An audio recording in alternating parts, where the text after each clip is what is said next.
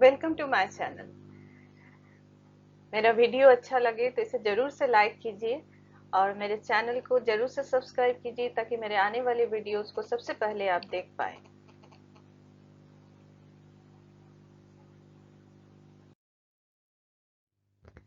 Life process. The topic of this video is life processes का nutrition.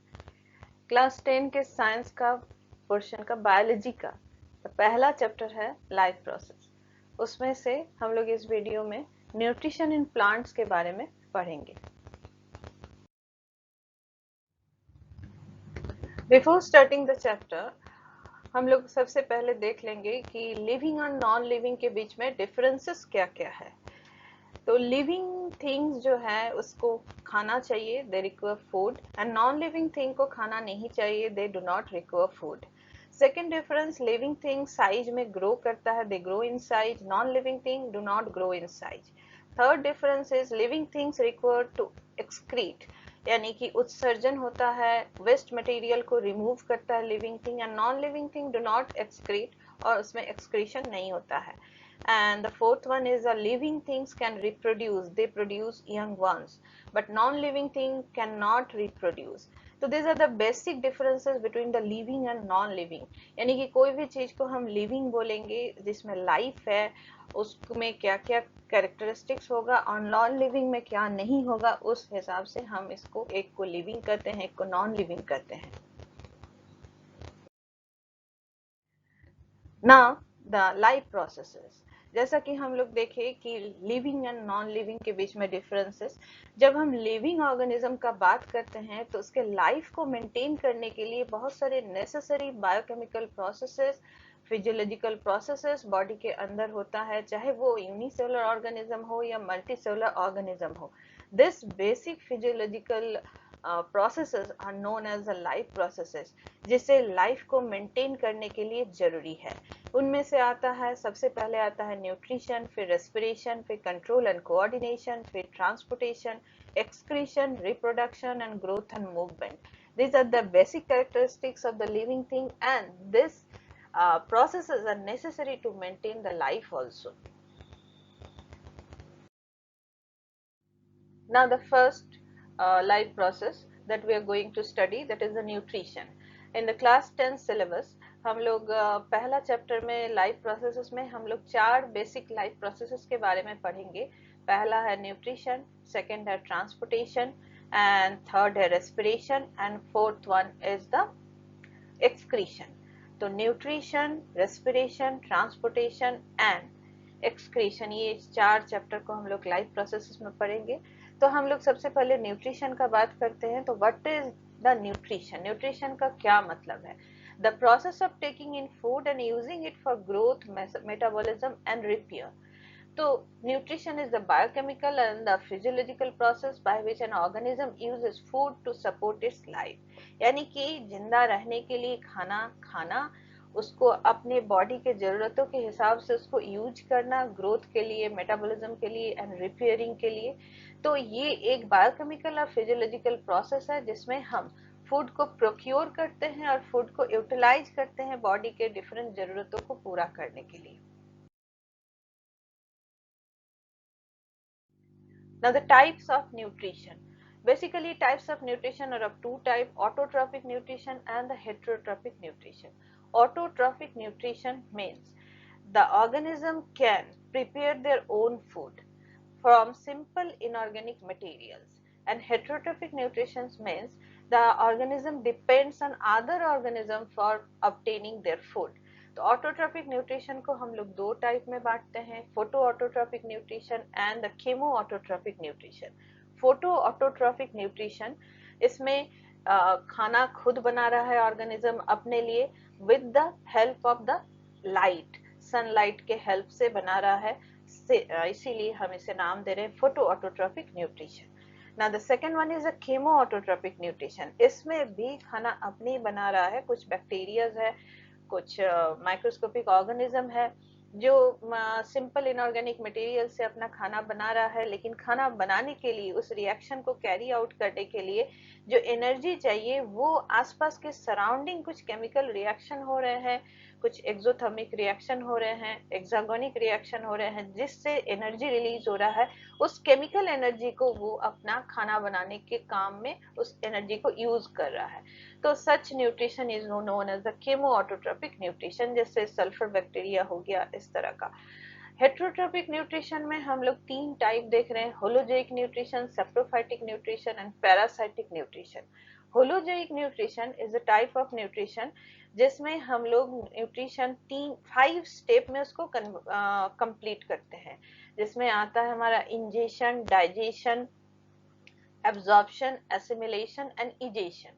यानी holozoic nutrition ऐसा mode of nutrition है जो दूसरे ऑर्गेनिज्म से, प्लांट या अदर एनिमल से खाना प्रोक्योर करता है, खाना को लेता है, लेकिन ये 5 स्टेप में अपना न्यूट्रिशन को कंप्लीट करता है। सबसे पहले खाना को इनटेक करता है, जिसे हम इंजेशन कर रहे हैं, फिर उस खाना को कॉम्प्लेक्स फूड मटेरियल को सिंपल फॉर्म में कन्वर्ट करता है डाइजेशन के माध्यम से, फिर उस डाइजेस्टेड फूड को वो एब्जॉर्ब करता है, एंड आफ्टर दैट उसे एसिमिलेट करता है, यानी कि डिफरेंट जगह पे जहाँ पे उसका जरूरत है वहां उसको यूटिलाइज करता है, और अनडाइजेस्टेड फूड मटेरियल को बॉडी से बाहर निकालता है। That one is the egestion. Second one is a saprophytic nutrition. Saprophytic nutrition आ रहा है मेरे कुछ फंगीज में, कुछ बैक्टीरिया में, जैसे क्या हो रहा है, dead and decaying organic matter को ये लोग अपने बॉडी के बाहर कुछ एंजाइम्स निकाल के उसको सेमी डाइजेस्ट कर रहा है, फिर उसको एब्जॉर्ब कर रहा है। Overall, saprophytic nutrition means the nutrition type of nutrition in which the organism obtaining its food or nutrition from dead and decaying organic matter. Third one is the parasitic nutrition. So in this mode of nutrition, the organism obtaining their nutrition from other living organism on living on or inside their body. किसी living organism के body से ये absorb करता है directly readymade digested food को, either in the form of digestive food और blood, ये इसको सक करता है। इस मोड ऑफ न्यूट्रिशन को हम लोग पैरासाइटिक मोड ऑफ न्यूट्रिशन कह रहे हैं। Now the photoautotropic nutrition, the mode of nutrition in which green plants produce their food from simple inorganic materials by photosynthesis. यहाँ पे रॉ मटेरियल्स जो यूज हो रहा है वो है carbon dioxide and water. In the presence of sunlight and chlorophyll plants इसको prepare कर रहा है, ग्लूकोज एंड ऑक्सीजन प्रोड्यूस कर रहा है। तो this is the photoautotrophic nutrition.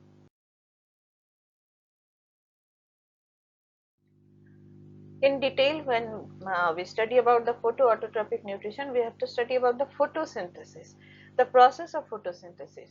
इस photosynthesis के process में क्या हो रहा है कि plant जो है वो कार्बन डाइऑक्साइड एयर से ले रहा है और वाटर ले रहा है सॉइल से।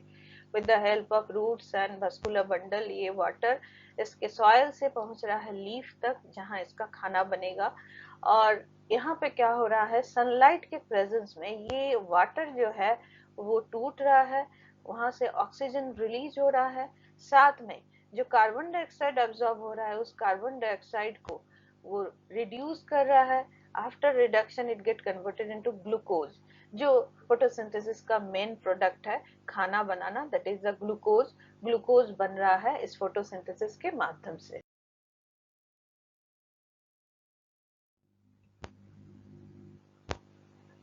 When we study about the photosynthesis, तो first we talk about the site of the photosynthesis, यानी कि photosynthesis कहाँ होता है। photosynthesis हमेशा green part of the plant में होता है, यानी कि जहाँ green है, and majority of the photosynthesis occurs at the leaf, इसीलिए leaf को कहा जाता है kitchen of the plant, यानी कि यहीं पे इसका खाना बनता है। तो leaf को जब हम माइक्रोस्कोप में स्टडी करते हैं तो हम पाते हैं कि इस तरह का स्ट्रक्चर हमको दिखाई देता है। तो लीफ का क्रॉस सेक्शन में हमको दिखाई दे रहा है कि ऊपर और नीचे ये अपर एंड लोअर एपिडर्मिस से कवर्ड है, बीच का जो टिश्यू है उसे हम मेसोफिल कर रहे हैं। ऊपर में पैलिसेड मेसोफिल और नीचे स्पॉन्जी मेसोफिल हमको दिख रहा है। लोअर एपिडर्मिस में हमको स्टोमा भी दिख रहा है, और मिडरीवियर वेन जो है वो वस्कुलर बंडल है, जिससे वाटर जो है वो सॉइल से होते हुए, स्टेम से होते हुए लीफ तक पहुंच रहा है। जो कैरी करके ला रहा है वाटर, और स्टोमाटा जो है वो कार्बन डाइऑक्साइड को एंट्री का साइट दे रहा है। और जो हमें स्पॉन्जी मेसोफिल या पैलिसेड मेसोफिल सेल्स में डॉट डॉट दिख रहा है वो है हमारा क्लोरोप्लास्ट। तो अगर हम सिंपल माइक्रोस्कोप में लोअर मैग्निफिकेशन में प्लांट सेल को देखते हैं तो इस तरह से हमको दिखता है कि एक सेल के अंदर बहुत सारा ग्रीन डॉट डॉट या छोटे छोटे राउंड स्ट्रक्चर दिखाई दे रहे हैं। All these are the chloroplast. Chloroplast के अंदर एक ग्रीन कलर का पिगमेंट होता है जिसे हम लोग क्लोरोफिल कहते हैं, जो लाइट एनर्जी को एब्जॉर्ब करता है और उसे केमिकल एनर्जी में कन्वर्ट करता है। तो ना structure of the chloroplast. Chloroplast का स्ट्रक्चर जब हम देखते हैं तो पाते हैं कि एक कैप्सुलर स्ट्रक्चर है, डबल मेम्ब्रेन से कवर्ड है, और इसके अंदर जो ग्राउंड टिश्यू है उसे हम स्टोमा कहते हैं, और उसके अंदर बहुत सारे सिक्कों का ढेर, स्टेक्स ऑफ कॉइन जैसे हमको दिखाई दे रहा है, अरेंज है। All this are known as the granum. Grana के अंदर एक एक सिक्के को हम लोग नाम देते हैं ग्रेना थैलाकॉइड्स, और एक एक ग्रेना को, इस स्टेक्स ऑफ कॉइन्स को जुड़ने वाला कुछ कुछ थैलाकॉइड्स या filamentous structure दिख रहा है। These are known as the stromathylakoids. All thylakoids are having the chlorophyll pigment. तो यानी कि जो भी लाइट एब्जॉर्प्शन का काम हो रहा है वो किस में हो रहा है, थाइलाकॉइड्स में हो रहा है। तो इस हिसाब से हम देख रहे हैं क्लोरोप्लास्ट। जो आगे चल के हम लोग देखेंगे, फोटोसिंथेसिस का दो फेज होता है, light reaction and dark reaction. तो स्टोमा में होता है मेरा डार्क रिएक्शन एंड ग्रेना में होता है मेरा लाइट रिएक्शन, क्योंकि लाइट एब्जॉर्ब करने का जो पिगमेंट है वो थाइलाकॉइड्स में है, ग्रेना में है।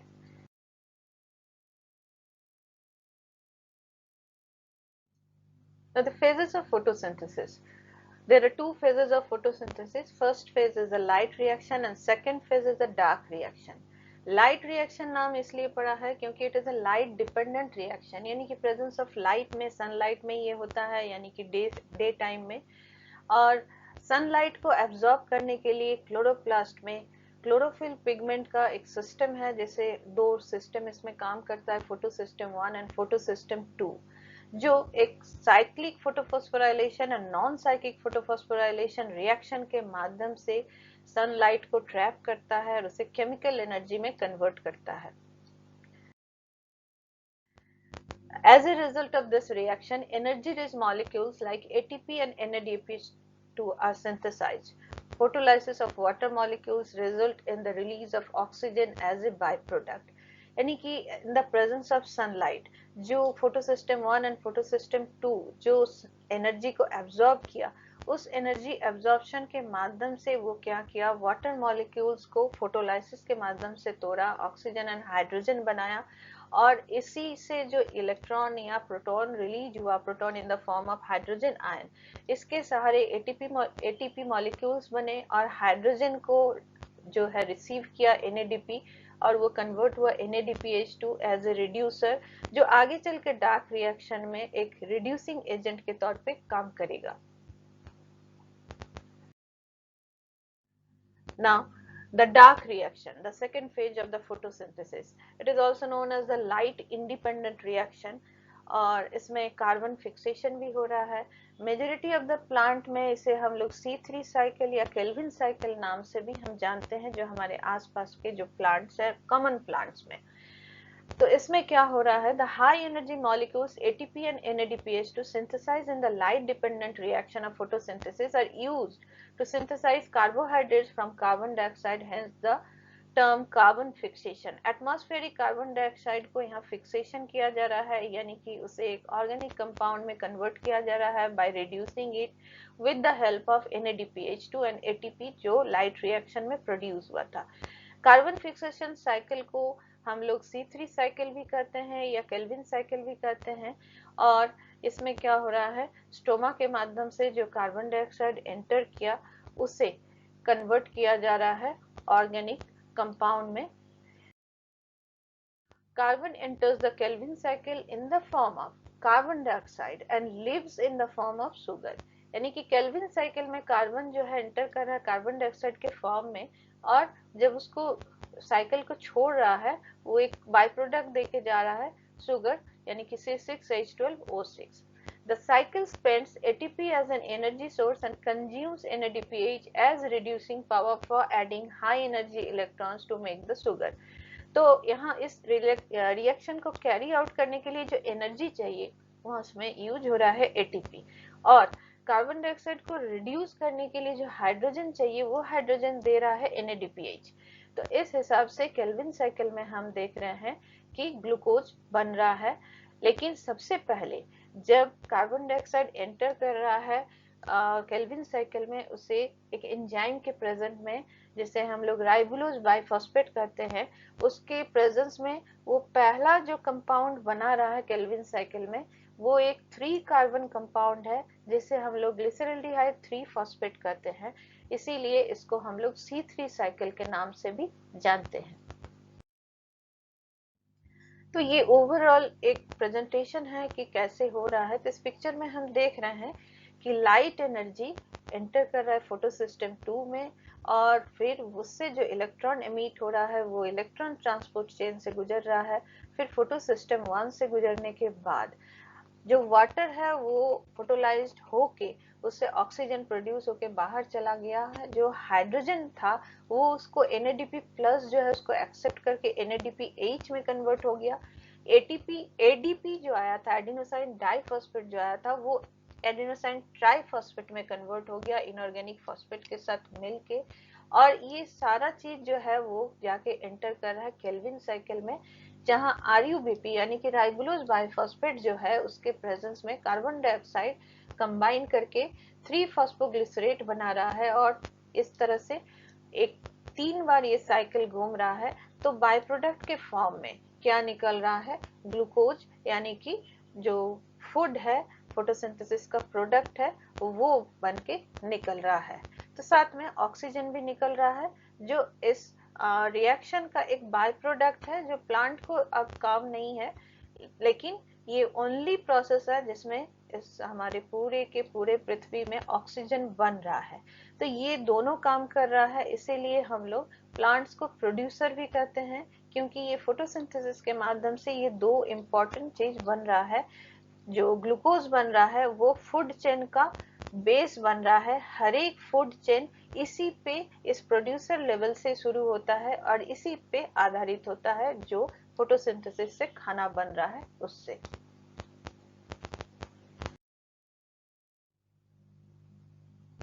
The significance of photosynthesis. The importance of photosynthesis. First, it provides food for all. ये सबको खाना पहुंचाता है। फोटोसिंथेसिस इज द प्रोसेस जिसके माध्यम से ग्रीन प्लांट्स खाना बना रहे हैं, और ग्रीन प्लांट्स जो है एज ए प्रोड्यूसर हर फूड चेन का बिगिनिंग में यानी कि बेस में रह रहा है। हर फूड चेन शुरू हो रहा है प्लांट से। Second is it is essential for sustaining life. It is the ultimate source of oxygen and energy for all living organism. ये वन एंड ओनली प्रोसेस है पूरे अर्थ प्लेनेट में जिसमें के माध्यम से ऑक्सीजन बन रहा है और लिविंग ऑर्गेनिज्म के सस्टेनिंग में हेल्प कर रहा है। It helps in growth and development of plants. Next is it is necessary for the synthesis of organic compounds from inorganic compounds. And the last one, it fixes atmospheric carbon dioxide and releases oxygen in the atmosphere, जिसका आज हम सबसे ज्यादा जरूरत समझते हैं, क्योंकि जैसे जैसे कार्बन डाइऑक्साइड का लेवल बढ़ रहा है, global warming and other problems raise हो रहे हैं, तो इसको निजात पाने के लिए, इससे मुक्ति पाने के लिए प्लांट ही एकमात्र तरीका है जिसमें कार्बन डाइऑक्साइड का फिक्सेशन हो रहा है। Now this is the end of the nutrition of plant, and it is a thank you and thank you for viewing the video. अगर अच्छा लगा तो जरूर से लाइक कीजिए और पार्ट बी जरूर देखिए, न्यूट्रिशन इन ह्यूमन बीइंग।